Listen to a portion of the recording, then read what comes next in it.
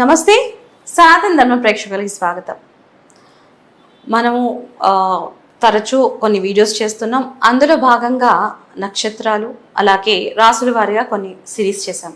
అయితే ప్రస్తుతం వారాలు రోజుల వారీగా ఎవరెవరి లక్షణాలు ఎలా ఉంటాయని మనం ప్రత్యేకంగా ఒక గురువు గారితో మనం మాట్లాడుతూ చేస్తూ ఉన్నాం వీడియోస్. అయితే వీడియోలోకి వెళ్ళే ముందుగా చాలామంది వీడియోస్ చూస్తున్నారు, సబ్స్క్రైబ్ చేసుకోవడం లేదు. అయితే మేము మంచి కంటెంట్ ఇవ్వడానికి ప్రయత్నిస్తున్నాము.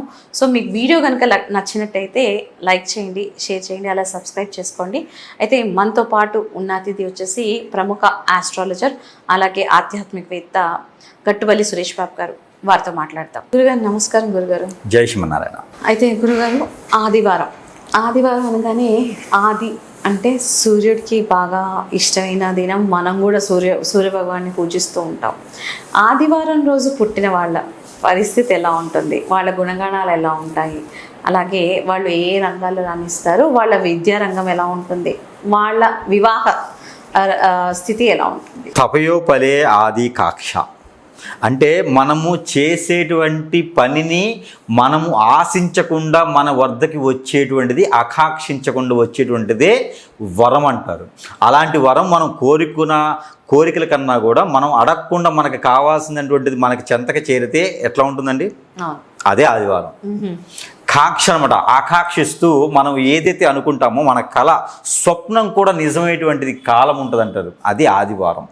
మన ఆకాంక్షకి నెరవేరేటువంటి కాలమే ఆదివారం. అంతే తపయే ఫలియే అంటారు అనమాట. అది ఆదివారం ఒక విశిష్టవంతమైనది. కాబట్టి కొన్ని ప్రాంతాల్లో ఆదివారం రోజు సెలవు పెట్టరు. ఆదివారం రోజు సెలవు పెట్టకూడదు. ఆదివారం రోజు మనం ఏదైనా చిన్న కార్యక్రమం చేసినా కూడా అది 4 గింతలు వస్తుంది. చిన్న ఆవగింజ మొలపేయండి ఆదివారం రోజున, మీకు 4 గింతలు మొలుస్తుంది. ఆదివారం రోజున పంట పొలాలు వేయండి, దిగ్విజయంగా పంట పండుతుంది.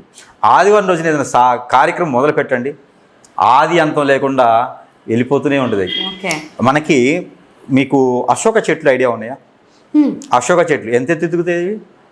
మనకు అది 10 అంతస్తులు పైకి వెళ్ళిపోతాయి. ఏ చెట్టుని అంత ఎత్తుకిద్దా? ఆదివారం రోజున చేసే కార్యక్రమం ప్రతిదీ కూడా అంతే ఉంటుంది.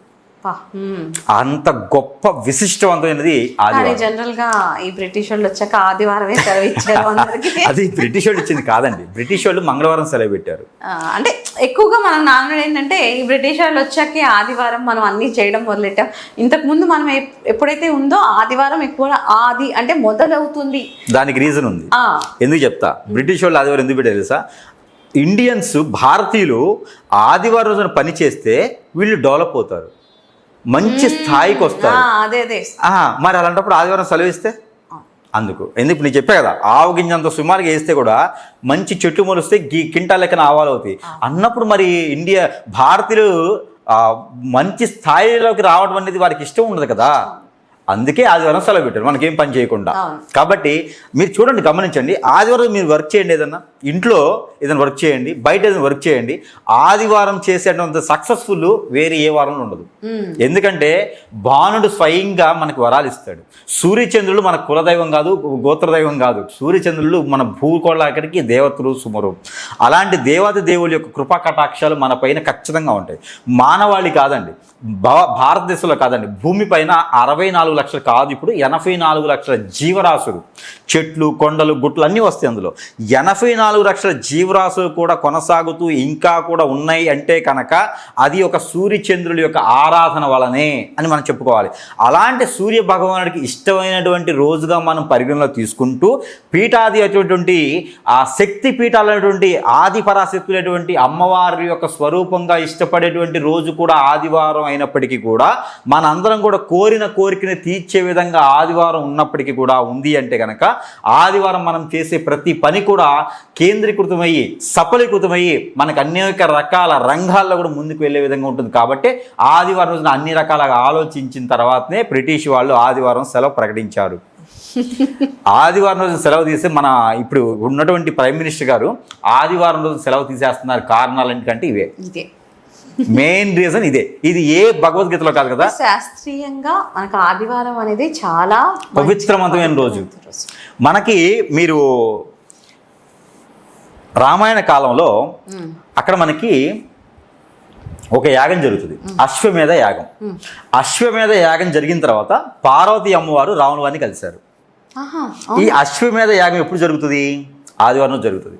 ఓహో. ఓకే. ఇక్కడ శివ భగవానుడు రాక్షస సైతం కలిసి చిలికి విషం తాగేటువంటి ఒక చరిత్ర ఉంటుంది. ఇది జరిగింది కూడా ఆదివారం. కాబట్టి మన మానవాళి కాదు, భూగోళం కాదు, మనకి ఇప్పుడున్నటువంటి యావత్ అంతా కూడా కలియుగం అంతా కూడా ఇంకా ఉన్నది మనకి అంటే ఆ శివ భగవానుడు చేసినటువంటి క్రియలు కావచ్చు, అంతకుముందు చేసినటువంటి దేవత దేవుళ్ళు కావచ్చు. మరొకటి, మరి అంత పవిత్రమైనటువంటి ఆదివారం ఎవరైనా జన్మిస్తే వారు లక్ష్మీ అమ్మవారు.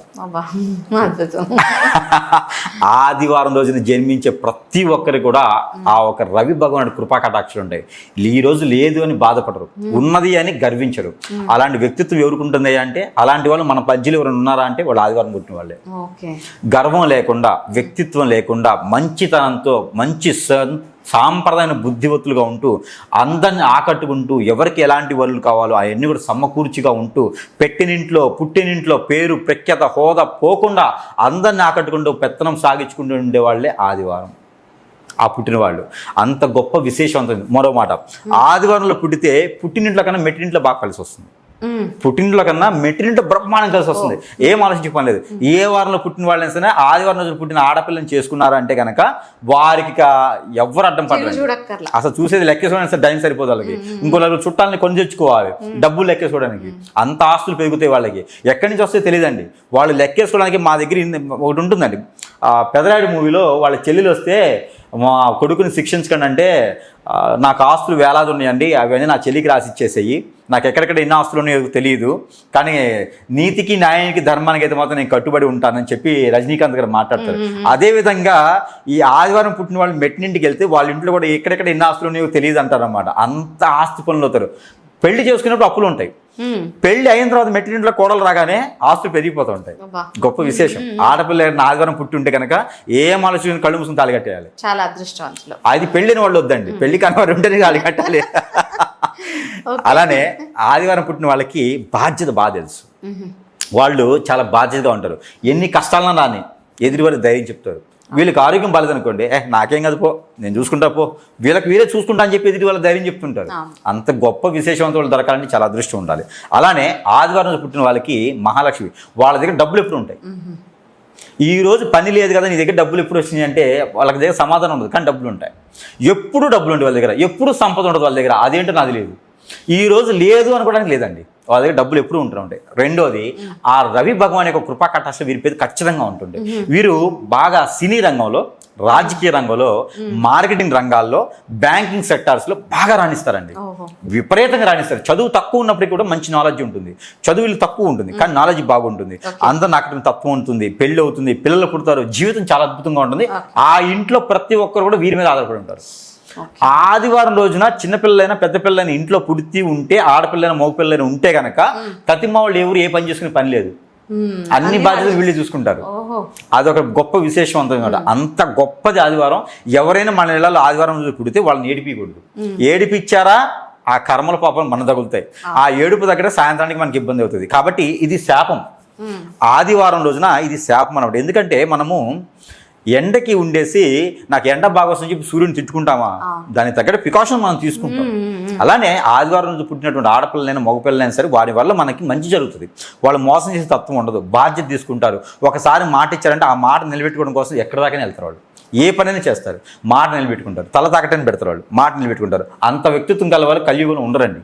కాబట్టి ఆ బాణుడు సమానంగా ఎట్లయితే మనకి సాక్ష్యంగా వచ్చేసి ఎప్పుడో బ్రహ్మదేవుడికి ఆధీనంలో ఉండి బ్రహ్మదేవుడికి ప్రమాణ పూర్తిగా చేసిన కలియుగాంతం కూడా నేను సూర్యచంద్రులు కలియుగాంతం కూడా ప్రజలకి నేను అందుబాటులో ఉండేసి వాళ్ళకి నేను విటమిన్ B12 ఇలాంటివి ఇస్తూ ఉంటాను.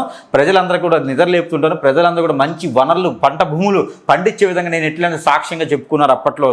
అదే సాక్ష్యంగా ఆదివారం పుట్టిన వాళ్ళందరూ కూడా అదే ప్రమాణ పూర్తిగా వాళ్ళు ఇచ్చిన వాళ్ళు మన తప్పకుండా ఉంటారు. కాబట్టి ఆదివారం పుట్టిన వాళ్ళ మీద ఎక్కువగా చెడు క్రియలు కూడా జరుగుతూ ఉంటాయి. హిప్నాటిజం, నరదిష్టి, నరఘోష చాలా విపరీతంగా ఉంటుంది. పితృదోష వాళ్ళకి ఎక్కువగా ఉంటాయి. వారు ఏం చేయాలంటే 6 మాసాలకు ఒకసారి, సంవత్సరానికి ఒకసారి తర్పణం అని ఉంటుంది. పెద్దలకి ఏదైనా కార్యక్రమం చేసుకోవాలి, ఎక్కడైనా నది వాగు సముద్రం దగ్గరికి వెళ్ళి వాళ్ళకి పెద్దలకి ఏదైనా కార్యక్రమం చేసుకుంటా, వాళ్ళకి కీడు వదిలించుకుంటూ ఉండాలి. ఎప్పుడు పడితే అప్పుడు పాత వస్తువులు ఇంట్లో ఎక్కువ రోజులు ఉంచుకోకూడదు.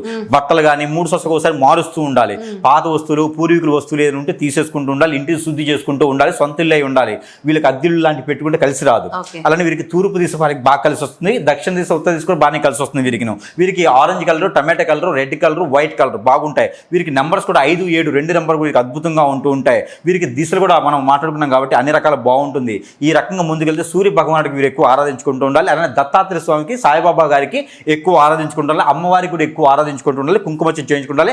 శ్రీ తిరుమల తిరుపతి శ్రీ వెంకటేశ్వర స్వామి కాకపోయినా కలియుగ దైవం శ్రీ వెంకటేశ్వర స్వామి వారిని ఆరాధించుకుంటూ దైవంగా కొలుచుకుంటూ ఉంటే కనుక కొంగు బంగారం అవుతుంది, కవిలు అడుకుందల్లా బంగారం అవుతుంది. ఇది ఆదివారం రోజు పుట్టినటువంటి వేళ విశేషం. గొప్ప విచిత్రమైనటువంటి మనస్తత్వం. కానీ ఒక్కసారి వీళ్ళు మనసు మాట చింతించారంటే కనుక దగ్గర అవరు. వీళ్ళ మనసు నొచ్చుకుందా ఇక వాళ్ళు ఎన్ని రకాలు చేసిన దగ్గర ఎవరండి. వీళ్ళు చాలా జాగ్రత్తగా ఉండాలి. చాలా గొప్ప వ్యక్తులు వీళ్ళు.